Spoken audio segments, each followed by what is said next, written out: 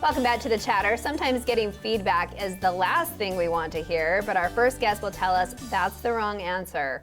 Welcome local author LaDonna Cherpovich to the program. Hi, LaDonna. Hello there. Welcome. You're a local you. Spanish Forker, right? Yes, I am. Tell us a little bit about you. Well, originally I'm from Arizona, but we've lived in Spanish Fork for quite a while. My daughter's grown up here, and so we've just been here a long time, and yeah, just Now you love call it. this home. Yeah. Because you just wanted to experience winter, right? I know. Because everyone loves the Spanish Fork wind. I'm not so crazy about the heat in Phoenix, so I'd rather that's have true. a little bit more Okay. moderation. Yeah. Okay. So what have you been doing while in Spanish Fork? So I taught for a while, elementary Oh, school, okay. and then been a stay-at-home mom. And more recently, I've written this book on feedback for educators, or co-authored it. And, Okay. So yeah, I've just been Gonna keeping talk busy with about different things. What age group, really quick, did you teach? I What taught grade? elementary, kindergarten Okay. mostly, but also presure, first, second grade. So Oh, those are the Okay. funnest Variety, ages. yeah. I don't know whether to Yeah. kiss you or slap you for being crazy. Those are crazy ages. So Because really, her kids are that age. That's Yeah. what she Yes. knows very Yeah. well right now. I'm lovingly joking. So how did the book come to be? What was the inspiration? Well, there's a book that this is based on for business people called "Where's the Gift" that I should hold was that. written by Nigel Bristow, who my husband's business partner. And while reading that, I just thought this would be so helpful for teachers, and we really need this knowledge of how to receive feedback, to learn from it, to use it in our lives without being so. A lot of times we just take it so personally, and, Yes. and so we don't ever learn from it. And so, but because the business world is so much different than the education world, we just really thought that we needed something that would be really just for educators. Okay, so it sounds Reading- like you kind of wanted to piggyback off that, but then also write your own Right. book. Right. So Okay. it's very similar to the original book, but it has the storyline is educators and educational examples. So it's just Okay. just Why do we more have tailored. such a hard time getting feedback or receiving it and using it wisely, I guess, or to our Right. benefit?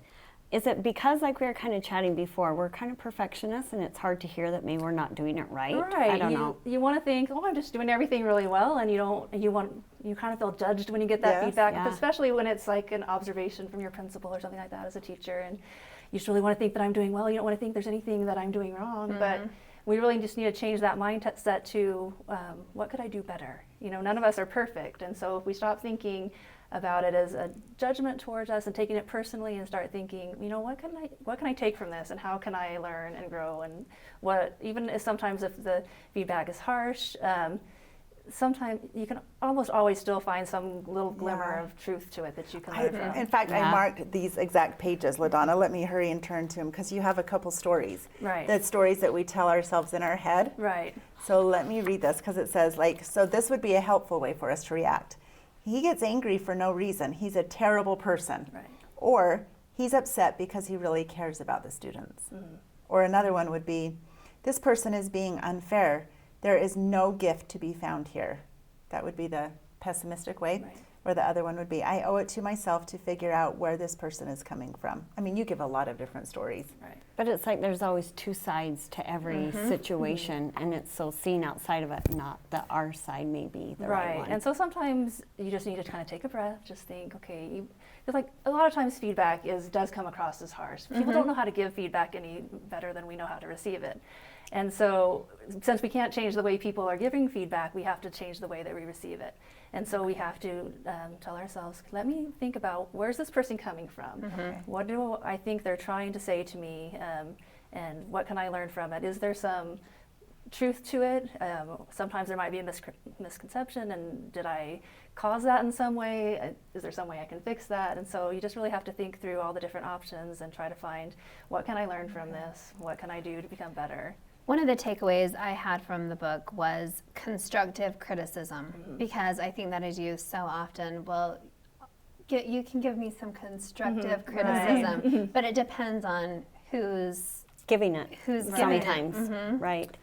Right. A lot of people will say, well, you can give me feedback as long as it's constructive. But really what the person is saying is, I positive. really don't want feedback unless you're going to tell me I'm great and wonderful. Right, and I think I read in your book something, maybe I'm on the right page, is that sometimes if it seems like unfair feedback or something you don't agree with, that you can say, let me think about that Right. and see how I feel like I could change it Right. or react to it before you initially react back to that person with something maybe negative. Right, or right. harsh. So a lot of times what you want to do is just first say, let me try to understand what you're saying, repeat back to them, make Okay. sure you're on the same page, that you're really understanding what it is they're trying to say. And if it is something that you think maybe is unfair, like you said, just say, let me think about this and get back to you, and then you can have time to calmly think about it. Also go to other maybe peers or somebody that you trust and ask them, well, what do you think? And do you think this is founded? Is there any truth in this? And then go back to them after you've had a chance to really think about it and talk with them in a calm manner. And you said this is specifically for educators. So Right. in a classroom setting, do you have teachers, like your peers, come in and give you feedback as well as the principal? So normally it's just like a principal or assistant principal. Sometimes Okay. there'll be a mentor teacher, or especially with the new teachers, they might have more Okay. teachers on their grade level or mentors who are observing them. But usually it's going to be Okay. a principal. And I think or that they someone. talk though about like parents' feedback as well Right. too. It can be feedback. Yeah, it could be from your, and this is not only for teachers. It also can be for administrators. So we do have a section in the back also with teachers working with their students. So it just really can be at any level with working Okay. with administrators, teachers, the students. Teaching the students to accept feedback, because as a teacher, really you're giving them lots of feedback on Right, and what sometimes they I'll do. come home, my teacher was so Right, mean right, today, and you really wonder what happened there. You know, Yeah. were they just giving them some constructive feedback? Right, and they get defensive just like we do, and we think, Right. well, why are they doing that? And you think, but we do the same thing, right? So, Right. So so I'm if we ass- can learn to accept the feedback Yeah. and learn from it, then we try to teach them to do the same thing. I'm assuming on the flip side, through studying this, you've also learned how to give good feedback. What Right. one or two tips could you share with us? And the book is mostly about receiving feedback, Yes. but they do go a little bit into giving feedback. And so mostly you just want to do it in a, you want to be constructive, do it in a calm way. Right. You want to just really be trying to give those things in a way that they can learn from it. And we talked kind of a little bit in the about administrators that we wish that they could give the feedback in a way that would say, you know what, I know you're doing a great job and I know you're really trying, but these are some things that you could do better. And so just kind of prefacing it with that, I know you're doing I always well. feel like give a strength first. Right. Like, I really appreciate you doing this. And then maybe follow it up with, but you could also do Right. this and this. Right, but the book does really mostly focus on receiving feedback, because really that's what we can control. That's We very can't true. control how people give us the feedback, but we can control how we receive receive it, it. what we learn from it, and if Yeah. we're going to use that information to try to do better in the future. Wow. Well, I couldn't help when I was reading that it was for educators. I couldn't Right. help thinking of my friend who's an educator, and she's been educating for a number of years now. So she's talked about teams to me before. Right. Like there's new teachers coming in, and maybe somebody who has a little more senior level. I didn't really think of that before, but there's so many different levels of teaching and how you could give and receive.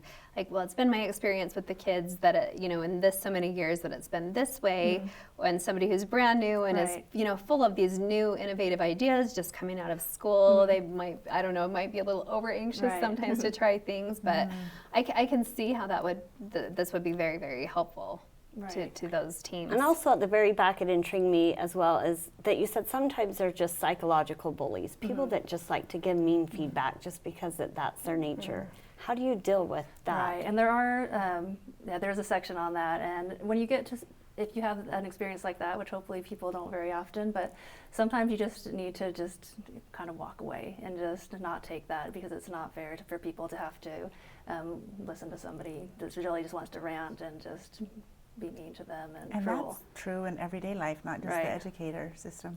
Right, so you could just say thank you for your feedback and just walk And kind of away. ignore 'em. Yeah, Not just, respond no, to the thank you. Facebook post. right, Not talking from any Thank you for personal that experience, constructive but- right, right. So you can, you want to try to follow the steps. It goes through in the book. So first you want to try to make sure you understand what they're saying. Okay. Try to find the feedback and what they're trying to say in that. But if you go through all the steps and you try to get them to confirm what it is they're trying to say, and there's really nothing constructive there, and even if you take the step of going to talk to someone else that you trust, and if they confirm the same thing, that they're really just being cruel and mean, and then you Okay. just want to just kind of say thank you and walk away. So Yeah. where can people find your book? You can find it on Amazon, and you can also find it on our website. And a discount code to boot. Right. Well, thank you for educating us on finding the gift. Well, thank you for having me. Next on Studio Chatter, let's talk art. That's coming right up.